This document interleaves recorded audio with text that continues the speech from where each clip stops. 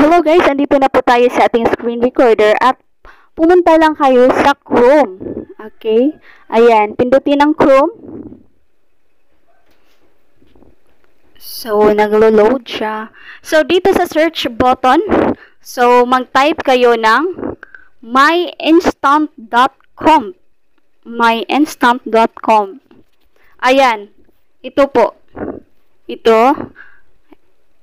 So, search nyo. Ayan. So, myinstant.com. So, dito guys, maraming mga sound effects na pwede nating ilagay sa ating mga video. So, ayan guys, ito po yung mga example. So, ito yung number 1 example guys. Ayan. Oh, diba guys? So, marami dito guys. At it depends to you guys kung lahat ba itong mga sound effects na ito is kukunin mo. So ngayon guys, tuturuan kita kung paano mag-download nitong mga sound effects para magamit mo na sa iyong mga videos. Okay? So, mas maganda talaga na merong mga sound effects. For example, kapag nakakatuwa yung mga scene, so, lagyan mo ng laugh sound effects, di ba? So, it depends to you. So, ngayon guys, ituro ko naman sa inyo guys kung paano ba mag-download. Okay? So, ayan, pindutin lamang guys.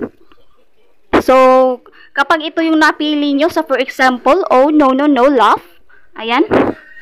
So, pindutin lamang guys. And dito, nakikita natin dito na may add to my soundboard. So, piliin natin yung download MP3. Ayan. Download MP3 po tayo. So, dahil na-download ko na ito and gusto kong maipakita sa inyo kung paano ba ito ma-download. So, i-download again ko lang. Ayan. So, dito guys, di ba ang bilis mag-download? So, guys, makikita natin ito sa ating files. Ayan. So, tingnan natin kung andito. So, dito sa downloads. Ayan. Diba? Andito na. Ayan, ito. So, ayan. So, ang bilis lang talaga mag-download dito sa myinstant.com. So, no need app, no need ibang app na mag-download ka or i-convert mo into a audio. So, ayan po.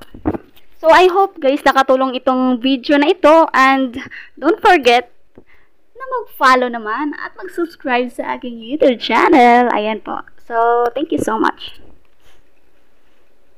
Bye-bye.